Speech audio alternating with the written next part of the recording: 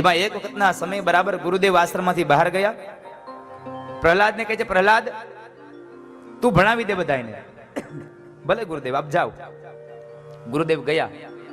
છોકરાઓને કહે છે કે ભાઈઓ, આ ગુરુદેવ ભણાવે છે ને એ આપણા જીવિકાનું જ્ઞાન છે, જીવનનું નહીં. એ આપણે કેમ કમાવું, કેમ ખાવું પીવું એનું જ્ઞાન છે, પણ કેવું જીવવું ને એનું જ્ઞાન નથી. આ પ્રહલાદ જ્ઞાનની વાતો કરે એટલે છોકરાએ પૂછ્યું, પ્રહલાદ તું હજી 5 વર્ષનો છો, આટલી ઉંમરમાં તને આ બધું જ્ઞાન ક્યાંથી આવ્યું, ક્યારે શીખો તું આ?